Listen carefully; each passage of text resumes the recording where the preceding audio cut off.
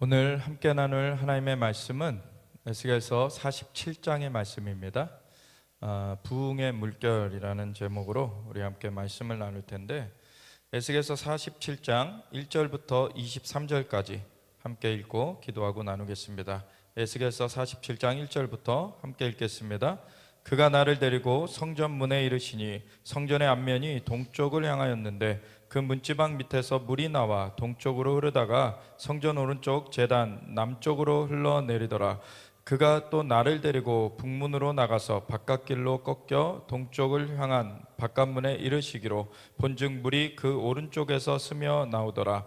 그 사람이 손에 줄을 잡고 동쪽으로 나아가며 천척을 측량한 후에 내게 물을 건너게 하시니 물이 발목에 오르더니 다시 천척을 측량하고 내게 물을 건너게 하시니 물이 무릎에 오르고 다시 천척을 측량하고 내게 물을 건너게 하시니 물이 허리에 오르고 다시 천척을 측량하시니 물이 내가 건너지 못할 강이 된지라. 그 물이 가득하여 헤엄칠 만한 물이요 사람이 능히 건너지 못할 강이더라. 그가 내게 이르시되 인자야 내가 이것을 보았느냐 하시고 나를 인도하여 강가로 돌아가게 하시기로 내가 돌아가니 강 좌우편에 나무가 심이 많더라.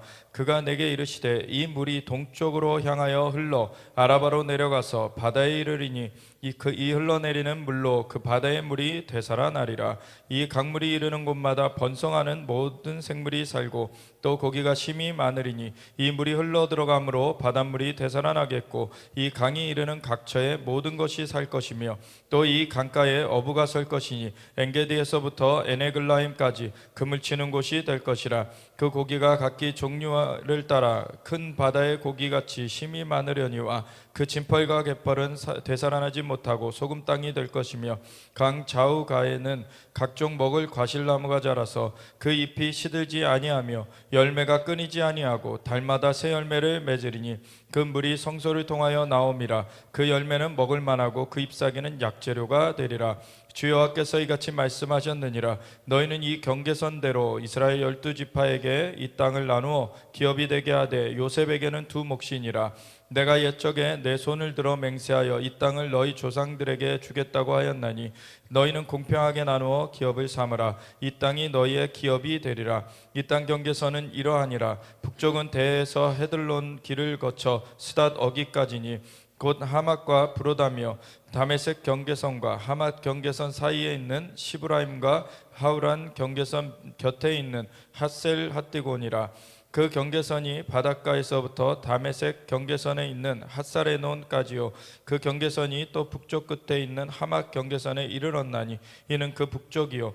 동쪽은 하우란과 다메섹과 및 길르앗과 이스라엘 땅 사이에 있는 요단강이니 북쪽 경계선에서부터 동쪽 바다까지 측량하라. 이는 그 동쪽이요. 남쪽은 다말에서부터 무리봇 가데스 물에 이르고 애굽 시내를 따라 대에 이르나니 이는 그 남쪽이요. 서쪽은 대에라. 남쪽 경계선에서부터 맞은쪽 하맛 어기까지 이르나니 이는 그 서쪽이니라. 그런즉 너희가 이스라엘 모든 지파대로 이 땅을 나누어 차지하라. 너희는 이 땅을 나누되 제비 뽑아 너희와 너희 가운데에 머물러 사는 타국인 곧 너희 가운데에서 자녀를 낳은 자의 기업이 되게 할지니 너희는 그 타국인을 본토에서 난 이스라엘 족속같이 여기고 그들도 이스라엘 지파 중에서 너희와 함께 기업을 얻게 하되 타국인이 머물러 사는 그 지파에서 그 기업을 줄지니라. 주 여호와의 말씀이니라. 아멘. 하나님 감사합니다. 오늘도 주님의 말씀 앞에서 주님의 뜻을 구합니다. 주님께서 우리에게 성령으로 비춰주시고 성령님 운행하여 주셔서 우리로 하여금 말씀을 깨우칠 뿐만 아니라 그것을 새기고 그것을 살아갈 수 있도록 주님 지도하여 주시옵소서. 감사드리며 예수 그리스도의 여호와 메시아 이름으로 기도드렸습니다. 아멘. 우리 에스겔서는 48장으로 이루어져 있습니다. 그래서 오늘 읽은 47장은 바로 그 마지막 전장이 되죠. 마지막 장에는 이제 여호와께서 이 주님께서 이스라엘 그 가운데에 거하신다라고 해서 여호와 삼마라는 말로 끝나게 돼요. 그래서 여호와 삼마의 그 일이 이루어지기 전에 이제 이 자연계가 어떻게 회복되어질 것인가, 그거를 에스겔 47장에 나타내고 있는데, 그가 나를 데리고 성전 문에 이르시니 성전의 앞면이 동쪽을 향하였다. 이제 성전이 재건되어 있는 것을 여기 볼 수가 있죠. 그리고 성전의 그 벽도, 성벽도 재건돼 있고 그러한 모든 시스템이 다시 재건돼 있는데 달라지는 건 무엇이냐? 성전이 재건된 초기에는 동물 제사가 다시 드려지게 됩니다. 그렇지만 동물 제사가 그쳐지게 될 것입니다. 왜냐하면 예수님께서 단번에 영원한 속죄를 이루셨다는 것을 다 알게 될 것이기 때문에. 그래서 온 이스라엘이 구원을 얻을 것입니다. 그들이 그 찌름받은 그를 바라보고 통곡하기를 장자를 위하여 애통하듯 하리로다. 그래서 집단적으로 회심하는 사건이 일어날 것이고, 그로 말미암아서 예수님을 향하여서 바룩하바 베쉐 마도나이, 찬송하리로다 주의 이름으로 오시는 이여 라고 고백하게 될 때, 예수님을 거부했었던 그 자들이 돌이켜가지고 이제는 예수님이 찬송하리로다 주의 이름으로 오시는 이여 라고 되어 있는데, 그게 시편 118편을 인용한 건데, 거기 보면은 원래는 찬송하리로다 여호와의 이름으로 오시는 이여예요. 그러니까 여호와께서 보내신 메시아시구나 라는 고백인 것입니다. 그리고 유대 풍습 가운데는 이 말을 언제 쓰냐면 신부가 이제 신랑을 맞이할 때 쓰는 거예요. 그래서 찬송하리로다 주의 이름, 그 중동 문화권에서, 이 이스라엘에서 보면은 이 남편을 주라고 칭하고, 이렇게 이런 종은 상전을 주라고 칭하고, 이런 그 언어가 있죠. 그래서 이 남편에 대하여서, 남편을 맞이할 때 이 신부가 찬송하리로다 주의 이름으로 오시는 이여 라고 맞아들게 된다는 거죠. 그래서 이 예수님을 향하여서 이 유대인들이 여호와의 이름으로 이분이 오신 분이구나, 그 메시아가 맞구나 라는 것을, 이제 그 찌름받은 그 십자가에 달려 돌아가신 그분이 바로 메시아시구나. 그 전까지 예수님은 그냥 역사상의 추종자들을 거니셨지만, 그런데 그냥 십자가에 달려 죽음으로 끝난 그러한 존재로 알았다가, 이 부활의 증인들이 있었지만 그거는 꾸며낸 얘기로, 잘못한 것은 우리 성경에도 기록되어 있는데, 그때 부패한 그 대제사장과 그 서기관들, 그 종교 권력층들이 군인들한테 돈을 줘가지고 뭐라고 말하게 시킵니까? 이 제자들이 시체를 훔쳐갔다고 말해라. 분명히 천사가 임했고 천사가 내려와가지고 돌을 굴려버리니까 그 지키던 군인들이, 로마 군인들이 아연실색해가지고 완전 기절해버렸죠. 그래가지고 졸도해버렸고, 그 사이에 예수님은 부활하신 그 몸으로 나오셨고 제자들에게 나타나셨는데, 그런 것을 거짓으로 이제 보고하도록 그 군인들을 매수를 해가지고 그렇게 풍문을 퍼뜨렸었던, 그것 가운데 속아왔어요. 속아왔는데 이제 은총과 간구하는 심령을 하나님께서 부어주시겠다. 그럴 때 그들의 눈의 비닐이 벗겨지고, 예수님이 그냥 죽고 끝난 것이 아니구나, 그 제자들이 살아났다라고 거짓으로 그걸 꾸며낸 것이 아니었구나, 실제로 살아나셨고 우리의 메시아시구나, 그 찌름받은 그를 바라보고 통곡하기를 장자를 위하여 애통하듯 하리로다. 그분을 우리가 몰라봤었구나. 온전한 회심이 이루어지는 거죠. 그래서 그 회심을 하여서 예수님을 향하여서 찬송하리로다 여호와의 이름으로 오시는 이여 라고 고백할 때 예수님은 다시 오시게 돼요. 그래서 예수님의 다시 오심을 앞두고 분명히 이스라엘의 집단적 회심이 있어야 되는 것입니다. 그것이 구원의 문이 닫혀지는 것 같아요. 유대인들이 다 돌아오면은 이제 구원 사역이 마무리되는 것입니다. 그 전까지는 이스라엘에서 시작했는데, 이 구원의 복음이, 근데 이스라엘에서 열방으로, 예루살렘에서 시작된 복음이 온 유대와 사마리아와 땅끝으로 퍼져간 끝에 열방에서는 가득 열매를 맺었는데, 오히려 이스라엘은 흩어져 버리게 됐고 열방으로 쫓겨나가게 된 그런 상황 가운데서 이스라엘은 오히려 그 땅을 잃고 그 나라를 잃고 그렇게 헤매고 있다가 1900년 만에 고토로 귀환했어요. 그런데 열방에 흩어져 있는 사이에 오히려 유대인들은 예수님을 모르고 살아오게 되는 그러한 일이 있어 왔죠. 근데 그들의 덜어는 왜 우둔하여졌냐? 이방인의 충만한 수가 차기까지 그들의 덜어는 우둔하여졌다. 그래야 온 이스라엘이 구원 얻으리라. 온 이스라엘 구원 얻는 것으로 마무리는 그렇게 이루어질 것이다. 그게 로마서 11장 25, 26절의 말씀이죠. 그래서 하나님께서 이 마지막 때의 일을 분명히 이스라엘을 회복시키실 것이고, 그리고 이방인의 충만한 수가 차는 것을 이루시면서 마지막에는 이스라엘, 온 이스라엘이 살아남아 있는 그 시대에 온 이스라엘 백성들이 회심하는 일로서 마무리를 하실 것이다. 그러면은 예수님께서 다시 오시게 되죠. 그것이 마지막 그 가을 절기들, 봄 절기들은 예수님의 초림으로 다 성취하셨고, 이 절기들은 예수님의 구속의 밑그림인데, 유월절 어린 양으로 돌아가셨던 예수님은 무교절 무덤 가운데 묻히셨다가 초실절 부활의 첫 열매로 일어나셨고, 승천하신 후에 오순절 성령님을 보내주셔서 이 모든 봄절기들을 이루셨는데, 이제 예수님의 재림과 연관하여서 나팔절, 이제 이방인의 충만한 수가 차고 다시 이스라엘 시대로 바뀌어지는 그 나팔절과, 그리고 속죄일, 온 이스라엘이 구원 얻으리라, 이 집단적 구원의 날. 왜냐하면 유월절은 예수님 유월절 어린 양으로 돌아가셨기 때문에 온 인류의 대속제물로 예수님은 그 대속 사역을 이루셨어요. 그래서 모든 열방의 그 사람들이 다 그 유월절 어린 양 예수님을 영접함으로 말미암아 구원 얻게 됩니다. 그런데 왜 속죄일이 따로 필요한 것입니까?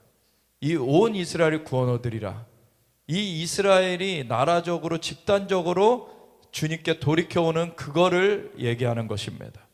그래서 속죄일이 그렇게 성취되고 나면 그 다음에 예수님이 오셔서 초막절, 이 땅 가운데 아까도 에스겔 48장 그 마지막이 에스겔의 마지막이 여호와 샴마, 여호와께서 거기 계시다 라는 그 말로 끝난다고 얘기 드렸던 것처럼 예수님께서 우리와 함께 거하시는 거예요.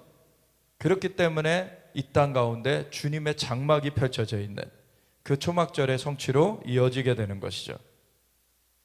그래서 그러한 일이 사실은 에스겔 40장부터 보면은 성전이 재건되는 내용으로 이렇게 쭉 기술이 되어 있어요. 그래서 소위 제3성전 혹은 밀레니엄 성전 이렇게 불려지게 돼요. 그게 제3성전이라고 하는 이름은 사실 첫 번째 솔로몬 왕 때에 지어졌던 그 제1성전이 바벨론의 침략으로 인해서 이제 회파가 되죠. 완전히 무너져 내리게 돼요. 그러고 나서 이제 스룹바벨이 귀환할 때 이제 바사 왕 고레스의 칙령에 의해서 이제 성전을 새로 세울 수 있게 되죠. 그래서 성전을 새로 세우게 돼서 제2성전이 세워졌지만 나중에 로마에 의해서 완전하게 무너지게 되죠. 또 그래서 AD 70년에 로마군에 의해서 예수님이 이미 AD 30년에 예언하신 대로 이 성전이 도리에 돌 하나도 남겨지지 않고 다 무너뜨려질 것이다. 그렇게 AD 70년에 이루어져 버려요. 그러고 나서는 아직까지 성전이 재건되지 못하고 있죠. 지금 2000여 년이 흘러왔습니다. 1950년 이렇게 흘러왔는데 이제 이스라엘이 1900년 만에 나라가 재건됐어요. 그리고 1948년에 재건이 되고, 그리고 1967년에 예루살렘이 수도로 회복되었습니다. 그런데 수도로 회복했음에도 그때 그 성전산을 바로 취하면 세계대전으로 이어질 것을 우려해가지고 그 관리를 요르단에게 넘깁니다. 성전산은. 그래서 예루살렘 전체가 다 사실 그 이스라엘 땅으로 회복되었지만 그 가운데 있는 성전산은 관리를 요르단한테 맡겨요. 그래가지고 요르단이라는 나라는 사실 생긴 지 오래되지 않았습니다. 1922년에 생겼어요. 그건 세계 1차 대전 끝나고 생겼죠. 세계 1차 대전까지는 사실 오스만 터키라고 하는 제국이 이 온 중동 땅을 다 차지하고 있었습니다. 근데 오스만 터키가 패전을 하게 되죠. 그러니까 승전 국가들이 이제 신탁 통치를 해요. 그 중동 지역을 나눠서. 그때 지금의 이스라엘 땅과 지금의 요르단 땅은 영국의 통치하에 들어갔는데, 영국이 사실은 이 유대인들한테도 약속을 했었고 아랍인들한테도 약속을 했었죠. 자기네들이 전쟁에서 이겨야 되니까 도와달라고 하면서 아랍인들한테 맥마흔 선언이라는 것을 하면서 이제 아랍인들한테도 땅을 약속했고, 그리고 유대인들한테는 벨푸어 선언이라고 해서 유대인들한테도 땅을 약속했어요. 그래서 지금의 이스라엘 땅, 요르단 땅 그 다 합친 것을 이 트랜스 요르단이라고 해가지고 그 지역을 영국이 다 관할하게 되니까 그 중에 맥마흔 선언을 먼저 지켰습니다. 그래서 그 나라를 세워준 게 요르단이에요. 아랍 나라를, 근데 전체 영국이 관할하게 된 것 중에 4분의 3을 떼어줘요. 77%를 아랍민들에게 땅을 떼어준 것이 요르단입니다. 그리고 23% 남은 거를 유대인에게 이제 세워주면 되잖아요. 그게 지금의 이스라엘 땅인데, 그걸 세워주려고 하니까 그 주변 아랍국들이 난리를 치는 거죠. 그러니까 영국이 그거를 지지부진 그냥 밀어버려요. 이 이스라엘을 세워주는 걸. 그 사이에 세계 2차 대전이 벌어지죠. 그때 유대인들이 600만 명이 학살이 돼요. 그러니까 그제서야 국제사회가 더 이상 이거를 미룰 수는 없다라고 그 이스라엘 국가를 승인해 주게 되죠. 그게 1947년 11월 14일 11월 29일 우리나라가 승인은 먼저 났습니다. 1947년 11월 14일 한 보름 차이로 이렇게 승인이 나요. 그래서 이스라엘이 국제적으로 승인을 받았고, 그리고 팔레스타인은 나라를 세워주는 것은 애초에 언급되는 것이 없었던 것입니다. 왜냐하면 팔레스타인이라는 나라는커녕 팔레스타인이라는 민족이 없었기 때문에. 왜냐하면 과거에 그 블레셋이라고 불렸던 민족은 끊어졌고, 이제 팔레스타인이라고 오늘날 알고 있는 사람들은 그 주변 아랍 나라들에서 유입된 사람들이지 그 블레셋하고는 상관이 없습니다. 그러니까 원래 자기네들이 살았다라고 말할 수가 없죠. 오스만 터키의 그 관할에 있던 것이 영국의 통치로 넘어갔다가 이제 이스라엘에게 이제 요르단 지역은 요르단으로 이제 아랍 나라를 세워줬으니까 이스라엘 지역은 이스라엘로 세워주면 되는 거였는데, 그거를 이제 거부하고 이제 아랍 세계에서 나왔던 것이죠. 그리고서는 그 이스라엘 지경 안에 유대인들과 어울려 살았던 사람들까지도 충동을 한 겁니다. 꼭 우리 북한이 남한 내에 있는 사람을 충동해가지고 막 서로 반목하게 만드는 것처럼 그렇게 한 거예요. 그렇게 해가지고서는 팔레스타인 사람들이 원래 살았던 것처럼 그렇게 꾸며내기 시작한 거예요. 북한이 역사 날조를 많이 하죠. 그러면서 그래도 뭐 이 북한이 남침했다는 거, 북한이 먼저 침략했다는 거를 제대로 된 사람들이면 다 알고 있는데, 북한은 뭐 우리가 뭐 남한이 먼저 침략했다느니 막 온갖 거짓말을 해가면서 그리고 또 우리나라의 국부 이승만 대통령이 뭐 이상한 일을 한 것처럼 부정선거라는 것에 사실 휘말려 가지고 이 이승만 대통령이 하야하게 되시긴 했지만, 부정선거는 이승만 대통령이 저지른 게 아니었죠.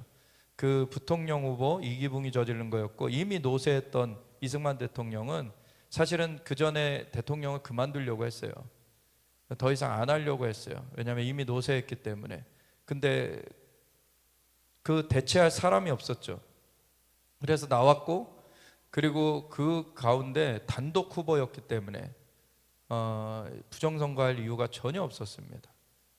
그런데 그 부통령이 부정선거를 해가지고 그거에 반대 시위가 일어난 걸 책임지고 나중에 그 사실을 알게 되면서 정말 그 시위 가운데 진압으로 말미암아 다친 그 아이들, 그 청년들을 찾아가 가지고 내가 여기 누워 있었어야 되는데 왜 너희들이 여기 누워 있냐.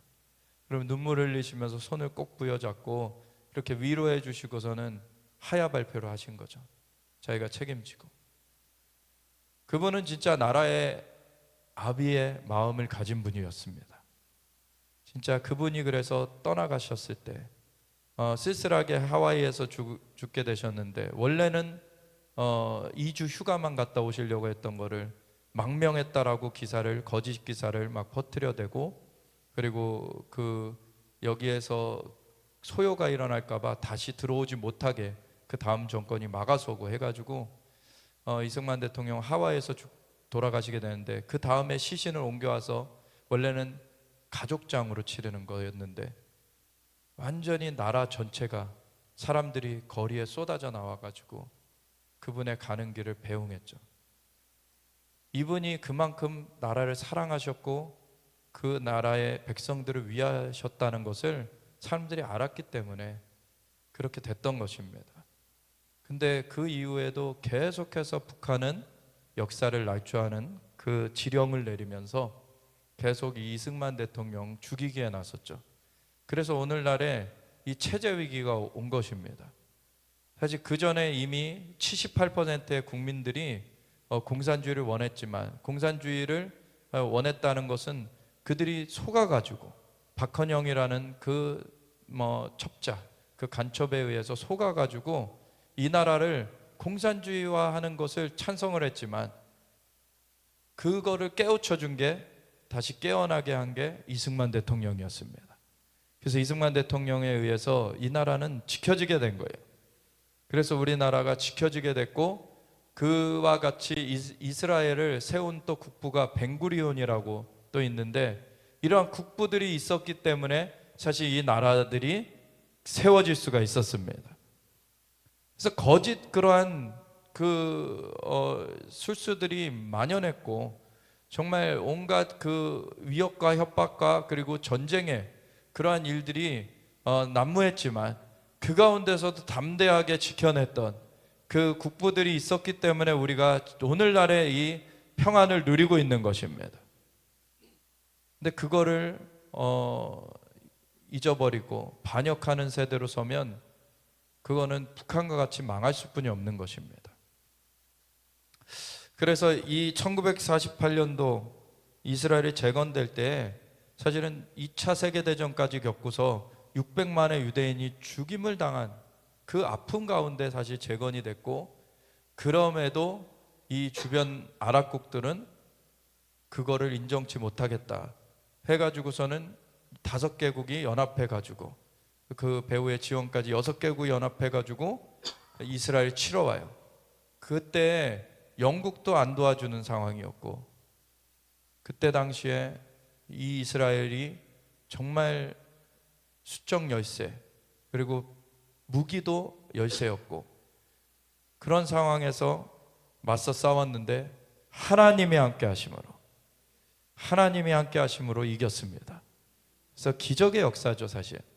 그래서 이 독립전쟁도 그렇고 1967년에 6.1전쟁, 예루살렘을 탈환한 그 6.1전쟁도 그렇고, 그리고 1973년 용키프르 대속제일전쟁도 그렇고, 계속해서 이스라엘은 전쟁을 그 주변에서 걸어온 거를 맞서 싸웠는데 역부족이었지만, 인간의 눈에는 이것이 이길 수 없을 것 같았지만 하나님이 함께 하심으로 승리한 것입니다. 그래서 이스라엘 통해서 하나님의 손길을 나타내시는 거예요. 하나님은 이스라엘의 하나님이라 불리심을 받기 때문에. 그래서 그러한 역사 가운데 계속해서 회복돼 왔는데, 성전사는 그 3차 세계대전을 우려해가지고 요르단에게 관리를 맡긴 것이죠. 그 요르단은 오래되지 않았다는 것 제가 얘기 드렸잖아요. 그런데 어쨌든 역사의 그러한 진행 가운데서 요르단에게 우선 맡기고서는 나머지를 이제 관할하면서 이제 이스라엘이 오게 됐는데, 이제 10월 7일 2023년 10월 7일에 하마스가 이스라엘 향하여서 엄청난 잔악한 공격을 하면서 1200명을 죽여버리고, 그리고 240명을 포로로 인질로 끌어간 그러한 것이 지금 한 6달 이상 이렇게 진행이 되고 있습니다. 그래서 그 인질을 내놓으라 그러면서 이제 하마스가 너무 잔악무도하게 했기 때문에 이제는 더 이상 공존할 수가 없다. 이스라엘은 이제 토벌 작전에 들어갔죠.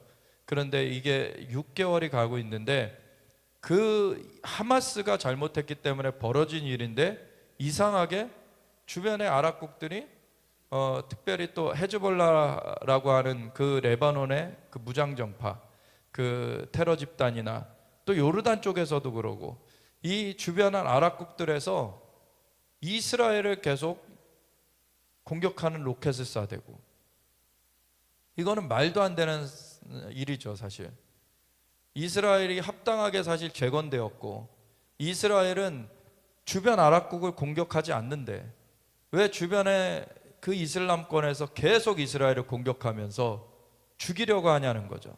하마스의 강령 자체가 이스라엘을 없애는 거예요. 그리고 그것에 동조하는 그 세력들이 같이 거기에 그 액션을 함께 하는 것입니다. 그래서 이스라엘은 그 세력을 맞서 싸울 수뿐이 없는 것이죠. 그러한 가운데 이러한 전쟁이 지금 6개월이 넘게 진행되고 있어요. 그런데 최근에는 또 이란이 직접 이렇게 개입하느니 이런 얘기가 들려지고 있습니다. 사실 이란의 영사관을 폭격했다라고 뉴스에선 나오지만 이란의 영사관이 아니라 영사관 옆에 있는 그 군사 무기화한 그 건물을 폭격한 거예요. 그래서 그거와 영사관을 폭격한 거는 다르거든요. 그런데 어쨌든 그 여론전을 또 펼치는 거예요. 그래서 이스라엘이 이렇게 또 잘못했다. 근데 참 안타까운 거는 지금 미국의 태도입니다. 미국이 지난 3월 25일 유엔 그 안전보장이사회 결의 때에 이스라엘을 아직 그 하마스가 포로를 풀어주지도 않고 있는데 그거 물론 인질을 풀어줘라라는 것이 들어가긴 했지만 문구가 이스라엘로 공격을 중단해라, 무조건 휴전해라, 그렇게 재갈을 물리는 그러한 결의안을 통과시킬 때 그 전까지 달리 미국이 등 돌려가지고 기권을 해버렸어요. 원래 거부권을 행사할 수 있는데 거부권을 행사하지 않고 등 돌린 그날로부터 몇 시간 되지 않아서 볼티모어 그 항구에 그 다리가 무너져 내리게 된 사건이 벌어졌죠. 그리고 지금 며칠 전에는 뉴욕에 지진이 났어요. 지금 미국의 바이든 대통령이 계속 네타냐후 이스라엘 총리를 압박하면서 너희 무조건 휴전해. 인질부터 먼저 얘기해야죠. 인질을 풀어주면 휴전이 될 거 아닙니까? 근데 인질을 풀어주는 게 먼저가 아니고 왜 인질을 잡아간 사람들부터 먼저 그거를 멈추게 해야지, 왜 인질을 잡아간 사람들에 대항해서 싸우는 편을 지금 재갈 물리려고 합니까? 미국이 그렇게 스탠스가 바뀌어버림으로 인해서 지금 재앙들이 임하고 있어요. 미국에.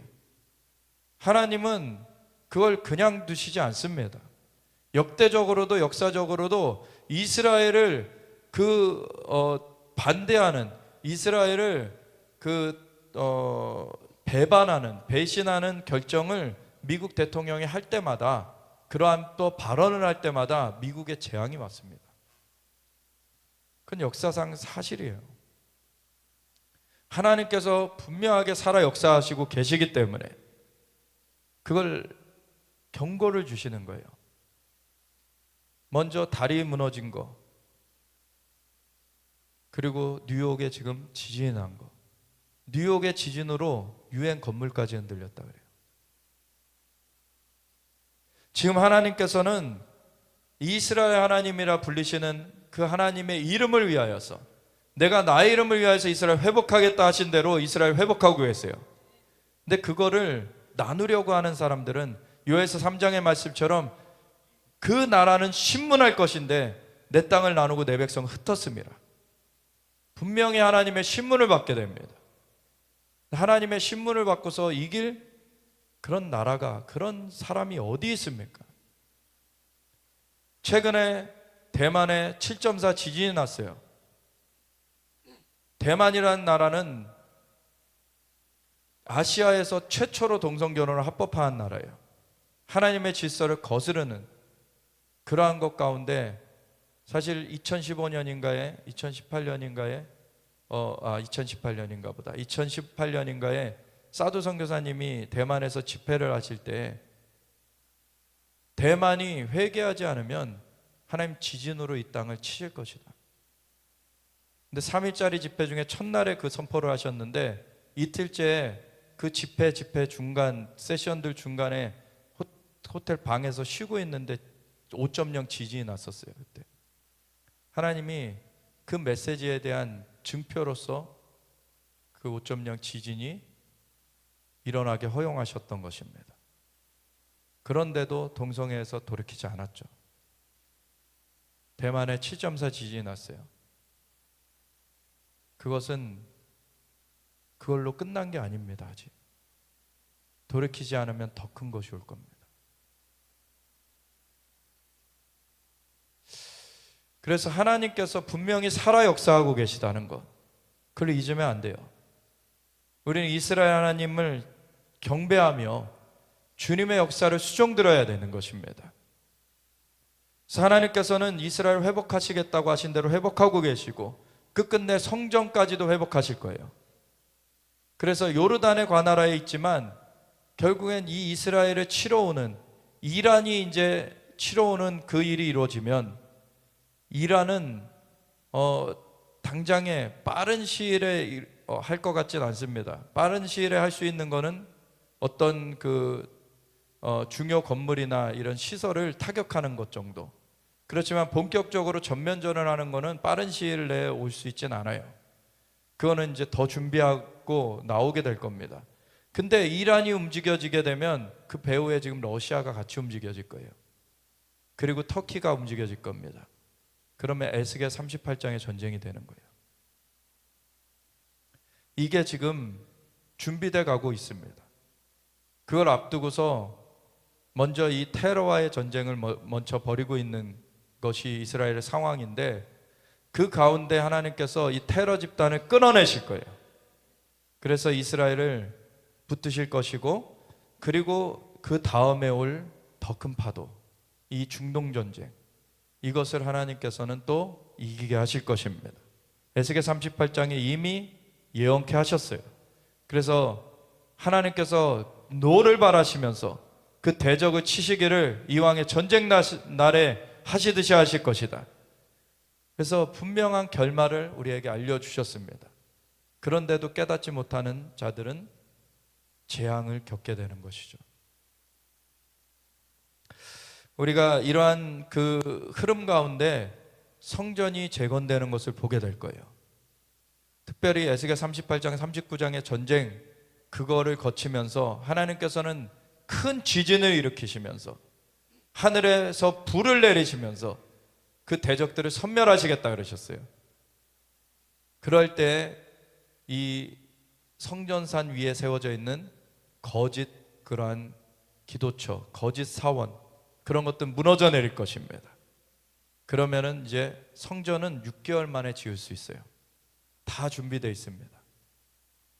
근데 그 성전이 지어지면 다시금 이 에스겔 38장의 그 대적들 중에 그 안갚음을 하려고 다시 나오는 일들이 있을 거예요.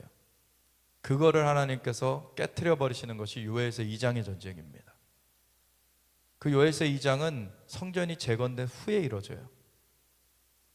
요엘서 2장 전에 그 에스겔 38장은 성전이 재건되기 전에 이루어집니다.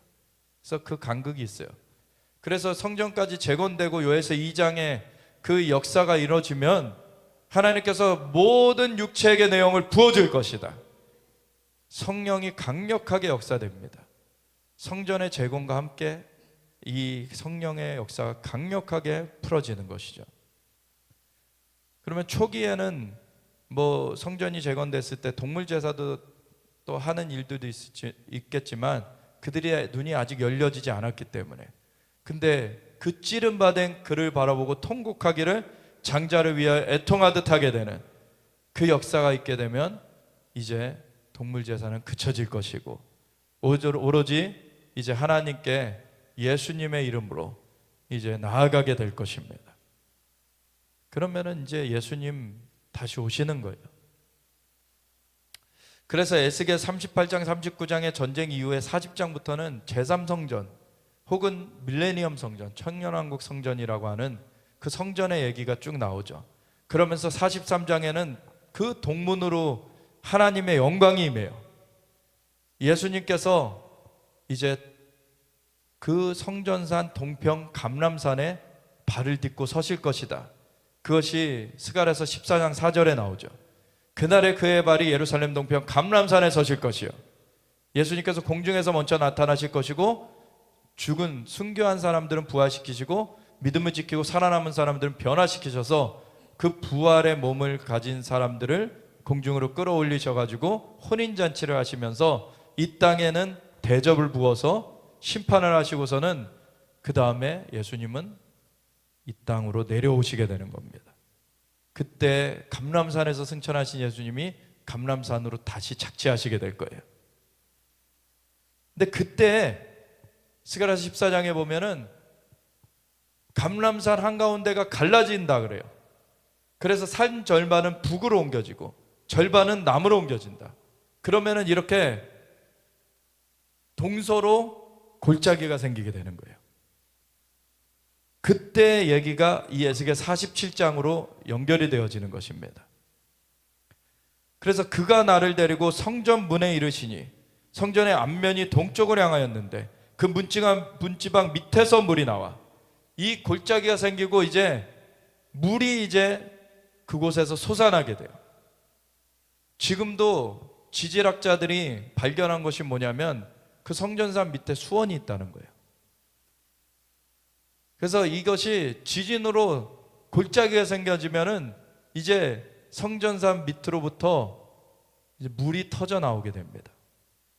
주님께서 반석을 쳐서 물이 솟아나오게 하셨던 것처럼 지진으로 그 땅을 가르시고 물이 터져 나오게 하세요.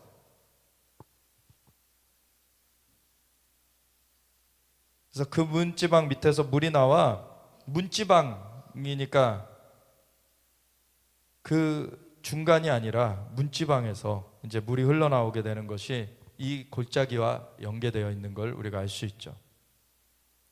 그래서 물이 나와 동쪽으로 흐르다가 성전 오른쪽 제단 남쪽으로 흘러내리잖아요. 그러니까 이렇게 동쪽으로 가다가 남쪽으로 이렇게 꺾어서 내려가는 거예요. 그가 또 나를 데리고 북문으로 나가서, 근데 이 에스겔을 데리고 이제 천사가 북문을 통해 가지고 나가서 바깥길로 꺾여 이렇게 한 시계 방향으로 이렇게 돌린 거죠. 그래서 동쪽을 향한 바깥문에 이르시기로, 본즉 물이 그 오른쪽에서 스며 나오더라. 이 동쪽을 향한 바깥문 오른쪽으로 이렇게 스며 나오는, 그래서 이게 보면은 사실 동쪽으로 흐르다가 제단 남쪽으로 흐르다가 이게 그 오른쪽으로 다시 가가지고 이렇게 동쪽 문으로 이렇게 나가는 그러한 모습인 거죠. 그 사람이 손에 줄을 잡고 동쪽으로 나아가며 천척을 측량한 주. 이제 이 성전 그 바로 옆에서 이제 문지방 있는 데서 물이 터진 거예요. 그런 가운데 이 물이 이제 흘러가는데 이 동쪽으로 이제 나아가는데 천척을 측량해서 가보니까 이제 그 물을 건너게 하신 물이 발목에 이르러요. 이제 물의 수위가 이제 발목까지 이르는 수위고, 이제 다시 천척을 측량하고 내게 물을 건너게 하시니 물이 무릎에 오르고, 다시 천척을 측량하고 내게 물을 건너게 하시니 물이 허리에 오르고, 다시 천척을 측량하시니 물이 내가 건너지 못할 강이 된지라. 사실 오늘날에 이스라엘을 갔다 오신 분들은 알지만 동쪽은 어디입니까? 요단강이 있는데 요단강의 폭이 그렇게 넓지 않아요. 5m? 요 정도뿐이 안 됩니다. 그러니까 성경에 여호수아가 이제 그 필두가 돼가지고 이 이스라엘 백성들이 요단강을 건널 때에 제사장들이 요단강 물을 밟았더니 그 언약궤를 맨 제사장들이 요단강 물을 밟았더니 요단강 물이 이제 딱 끊쳐지고 갈라져서 그 마른 땅으로 건넜다 할 때 사실은 지금 가보면 5m뿐이 안 되기 때문에 뭐 그렇게 장엄한 그러한 광경이 될까? 그렇지만 사실은 거기 유대 광야하고 가까운 그 요단강 침례터를 가보면요, 거기 들어가는 입구 한 1km 정도 이렇게 강이 있는 곳에서 1km 정도 떨어진 곳부터 원래 물이 흘렀던 그 흔적들이 남아 있습니다. 원래 요단강은 큰 강이었어요. 근데 이것이 말라져 간 거죠. 그리고 요단강 물이 말라져 가니까 사해, 원래 여매라고 부르는 것이 원어의 그 뜻인데, 그곳이 이제 여매, 너무 소금기가 많아져 가지고 이제 물고기가 살 수 없는 그러한 그 곳이 되고, 그러니까 이 사해는 해발 마이너스 400m예요. 그러니까 바닷물이 연결이 될 수가 없어요. 원래부터 그렇게 낮았던 게 아닌 것이죠. 이게 수위가 낮아져 간 거예요. 그런 가운데 이제 물론 그 주변 한 여리고나 이런 데도 해발 마이너스 200m 낮은 지역이긴 합니다. 근데 이제 그 마이너스 400m가 되기 전에 이렇게 마이너스 300m나 이렇게 됐던, 그래도 그러한 그 물에서 이제 점점 줄어든 거죠. 그래서 줄어들어 가지고 이제 호수같이 돼버린 거예요. 그러니까 바닷물처럼 짠데 오히려 바닷물보다도 더 짜요 이제. 왜냐하면 자꾸 증발해 가니까 물이. 그러니까 광물은 풍부해. 그런데 물고기는 살 수 없는 그러한 바다다 해가지고서는 사해라고 불려지는 거죠. 그러니까 동편에, 이 성전으로부터 동편으로 가면은요, 그 요단강이 나오고 요단강 아래에 사해가 나오는 쪽이에요. 그쪽에 이제 물이 공급되는 거예요. 그래서 천척을 측량해서 가보니까 발목에 오르고, 또 천척을 측량해서 가보니까 무릎에 오르고, 또 천척을 측량해서 가보니까 허리에 오르고, 또 천척을 측량해서 가보니까 헤엄칠 만한 강물이 되었더라. 아멘. 이 이스라엘의 역사는 이것이 자연적으로 이루어질 것입니다. 근데 이 역사는 또한 영적인 세계를 나타내요. 이스라엘은 영적인 세계를 이 땅 가운데 나타내는 자연적인 그 예표가 되어지는 것입니다. 그래서 예수님의 그 임재 가운데 영적으로 이제 어둠의 세력들은 소탕되었고, 이제 예수님이 직접 이 땅을 통치하시는 그 날이 왔기 때문에 영계에 이루어진 것이 이 자연계에 나타나게 되는 거예요. 그래서 그 물이 가득하여 헤엄칠 만한 물이요 사람이 능히 건너지 못할 강이더라. 그가 내게 이르시되 인자야 내가 이것을 보았느냐 하시고 나를 인도하여 강가로 돌아가게 하시기로. 다시 강가로 다시 돌아가는 거죠. 사천척을이 지금 맞잖아요. 근데 내가 돌아가니 강 좌우편에 나무가 심이 많더라. 이제 나무가 막 소생되는 거예요. 원래 그 성전산 쪽에서 이제 여리고 쪽, 그리고 그 요단강 쪽으로 내려가는 그 지역은 예루살렘이 해발 800m가 넘고요, 사해가 해저 400m니까 1km를 내려가는 거예요. 1km 높이를 내려가면서 보면은 황량합니다. 그래서 유대 광야, 그 예수님께서 40일 금식을 하셨던 그 유대 광야가 그쪽에 있고요. 그래서 가끔 비가 내리면 이게 빗물이 흘러내리는 골짜기, 거길 와디라 그러는데 그 근처에만 풀들이 나 있어요. 다 황량해요. 그리고 여리고가 그 사막의 샘과 같이 거기 종려나무의 도시, 그곳에 물이 나오는 그런 도시이기 때문에 거기 사람들이 또 모여 살고 있고, 근데 그 외의 지역에는 황량해요. 그래서 그 황량한 지역인데 지금 주님이 다시 오시고 이 골짜기가 생겨나고 물이 터지면은 그 지역이 다 소생되는 거예요. 아멘. 우리 주 예수님은 온 하늘과 땅의 주님이십니다. 주님이 통치하실 때 온전한 회복이 있는 거예요. 그래서 이곳을 다시 되돌아가면서 보니까 이제 막 나무들이 막 가득 자라 있는 거예요. 그가 내게 이르시되 이 물이 동쪽으로 향하여 흘러 아라바로 내려가서 그 저기 사해 쪽이죠. 거기가 아라바로 내려가서 바다에 이르리니 이 흘러내리는 물로 그 바다의 물이 되살아나리라. 이 강물이 이르는 곳마다 번성하는 모든 생물이 살고 또 고기가 심이 많으리니 이 물이 흘러 들어가므로 바닷물이 되살아나겠고 이 강이 이르는 각처의 모든 것이 살 것이며. 아멘. 그래서 이 땅을 회복해 가시는 하나님의 역사, 그래서 하나님이 진짜 이 땅의 주권자이심을 나타내시는 겁니다. 이 강물이 이르는 곳마다 번성하는 모든 생물이 살고 또 고기가 심이 많으리니 이 물이 흘러 들어가므로 바닷물이 되살아나겠고 이 강이 이르는 각처의 모든 것이 살 것이며 또 이 강가에 어부가 설 것이니. 엔게디에서부터, 엔게디는 한 상류 한 3분의 1 정도 되는 곳에 있는 그 지역이에요. 사해가 시작되는 시작된 지 그 상류의 3분의 1 정도 되는 거기부터 에네글라임까지, 거기는 완전 초입, 거기까지 금을 치는 곳이 될 것이라. 그 고기가 각기 종류를 따라 그 큰 바다의 고기같이 심이 많으려니와 그 진펄과 개펄은 되살아나지 못하고 소금 땅이 될 것이며. 이 사해 그 아래쪽에는 어떤 지역이 있냐면 롯이 그 베델에서 아브라함과 이 롯이 너무 이제 번성해져 가지고 목자들끼리 다투니까 아브라함이 제안을 하죠. 롯한테, 우리가 지금 너무 이 땅이 비좁아서 지금 다툼이 일어나니까 너가 좌하면 내가 우하겠고 너가 우하면 좌할 것이니까 너가 먼저 좋은 땅을 택해라. 그래가지고 베델에서 딱 보니까 소알 땅이라는 곳이 너무 에덴 동산 같고 애굽과 같아서 굉장히 비옥한 걸 봐요. 그래서 거기를 먼저 택해요.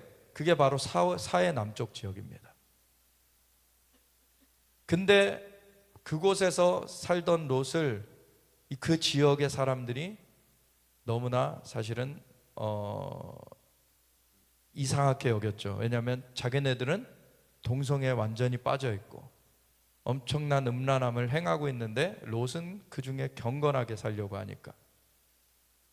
나중에 천사가, 그 하나님께서 천사 둘을 대동하고 인간의 모습으로 나타나셔서 그 천사들까지도 인간의 모습으로 이렇게 함께 오셔서 아브라함한테 방문하셨죠. 그래서 셋이 왔는데 이제 소돔과 고모라를 멸하려고 왔다. 그랬더니 아브라함이 50명의 의인이 있어도 멸하실 것입니까? 조카 롯이 거기 있으니까. 또 50명 있으면 멸하지 않겠다. 근데 50명이 없을 것 같은 거죠. 45명 있어도 멸하실 것입니까? 멸하지 않을 것이다. 30명이 있어도 멸하실 것입니까? 나중엔 마지막으로 한 번만 더 고하리이다. 10명이 있어도 멸하실 것입니까? 그래도 멸하지 않을 것이다. 그러고서 두 천사는 소돔과 고모라를 향해 가요. 그리고서는 주님께서 남으셔가지고 아브라함과 대화를 하시고 그러고 올라가시죠.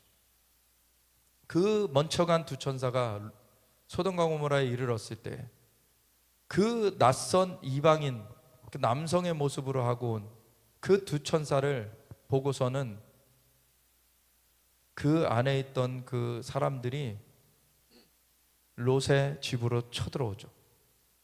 그리고서는 롯한테 그 이방인들을 내놔라. 우리가 그들과 상관할 것이다. 그게 성관계하겠다는 거예요. 근데 거기 보면 아이들까지도 왔다 그래요. 완전한 음란으로 덮여져 있던 롯입니다.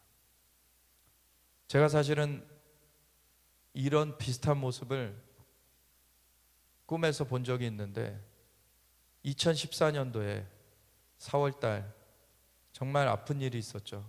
4월 16일 날에 세월호 사건이 있었어요. 사실 그때 정부는 사실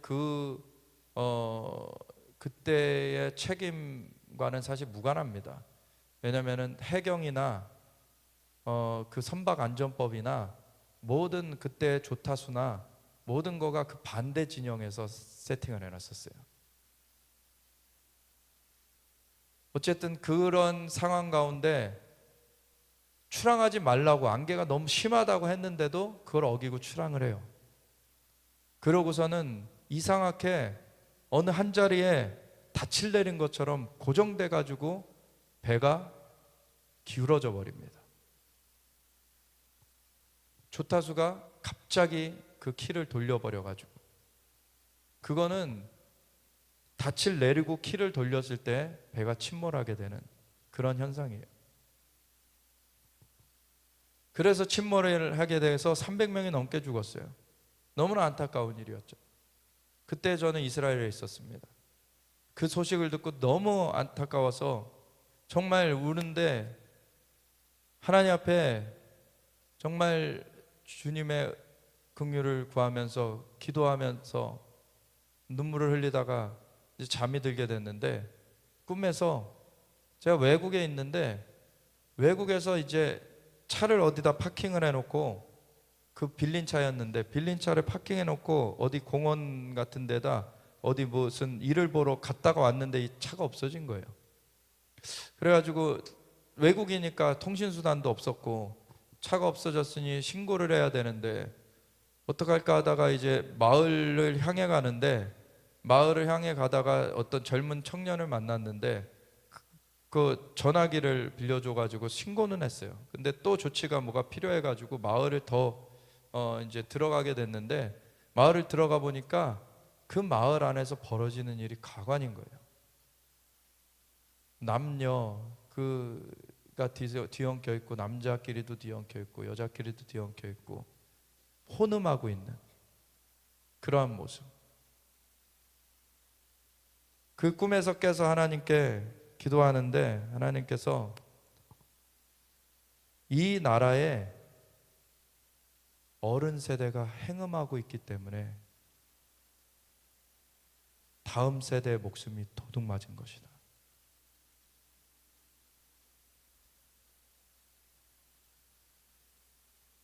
어느 진영의 문제보다도 모두가 사실은 어느 진영을 불문하고, 사실 그때 당시에 하나님께 서 있지 못했었던 거죠.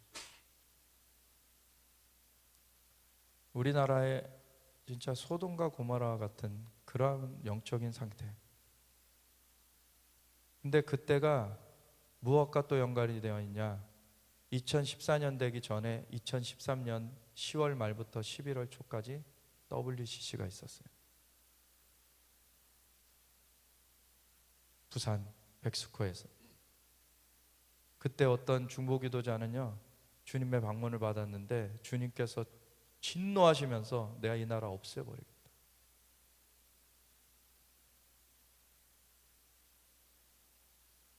그렇게 행음한 것입니다.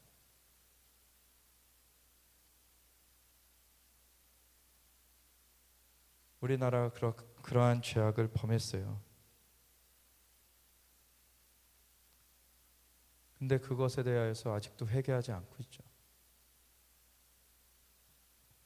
그걸 행했던 사람들, 그걸 겉에서 반대 운동으로 막아섰던 그런 일이 있었기 때문에 우리나라 진멸되진 않았습니다. 그때 그 부산 앞바다에 빛기둥 12개가 섰어요. 하나님께서 긍휼히 여겨주시겠다는 사인을 주셨어요. 사실 그때 우리는 적은 무리였지만 우리 연합하는 목사님들과 11월 9일 날, 그 11월 9일 날에 올림픽 주경기장을 빌려가지고 거룩한 대한민국 성회를 했었어요.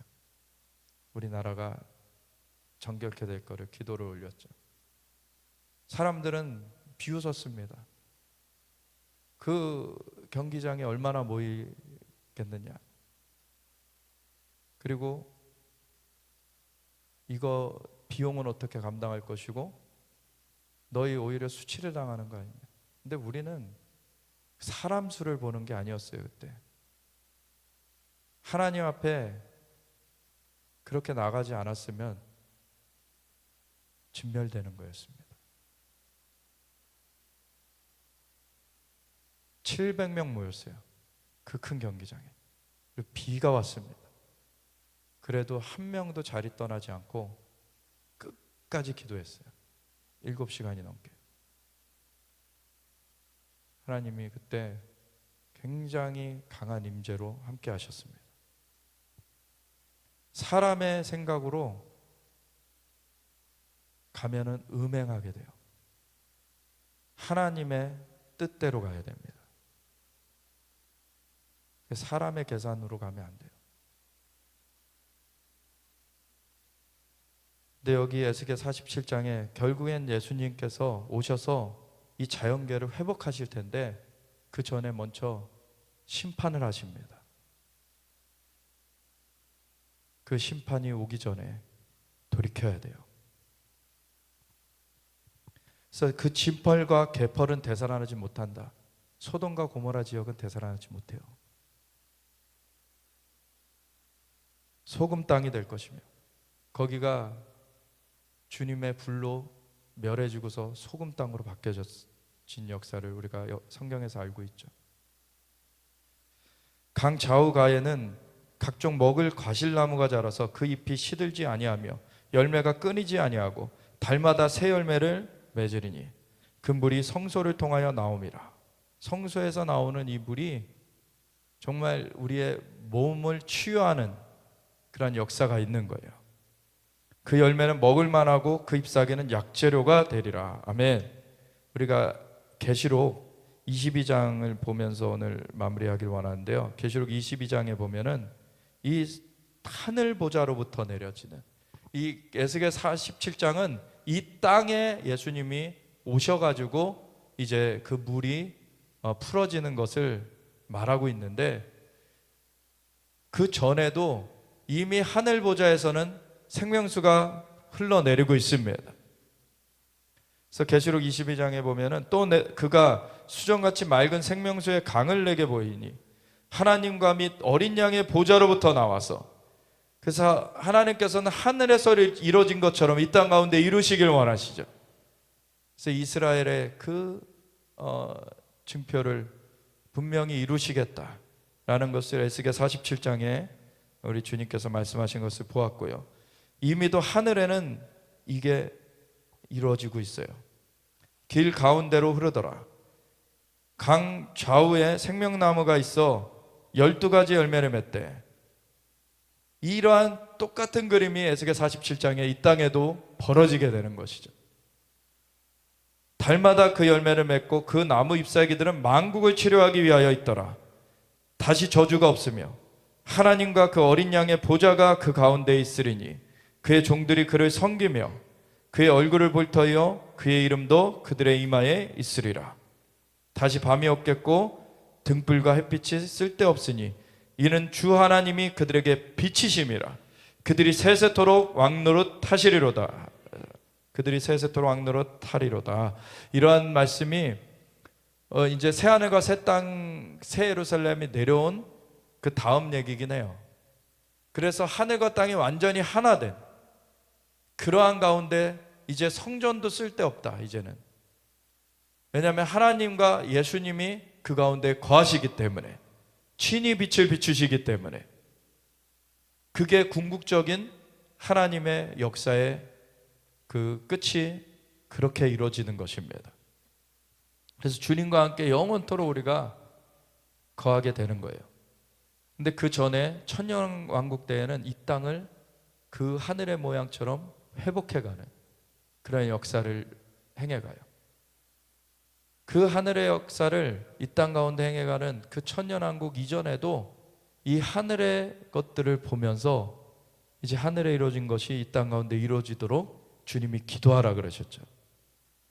그래서 지금 하늘에 하나님의 보좌에서는 생명수가 흘러내리고 있습니다. 그리고 그 생명수가 부어지는 곳마다 우리가 말하는 부흥이 많은 거예요. 그 물결이 지금 이루어지고 있습니다. 그래서 우리는 더 사모하면서 하나님의 보좌를 우리가 바라보면서 주님, 그 보좌는 그냥 주님께서 우리를 구원해 주셨으니 나는 내 멋대로 살 거야가 아니고, 그러면 보좌를 바라보지 못합니다. 주님께서 나를 건져 주셨고 주님이 나의 왕이시라, 주님이 통치하여 주시옵소서. 그러한 사람들에게 그 보좌가 보여지는 것입니다. 그러면 주님의 임재 가운데 주님의 생명수가 흘러오는 것을 경험하게 되는 거예요. 주님, 우리 각 개인을, 우리의 가정을, 주님 우리 교회를, 우리 나라를 주님의 이 생명수가 덮길 원합니다. 주님의 물결이 덮어지길 원합니다.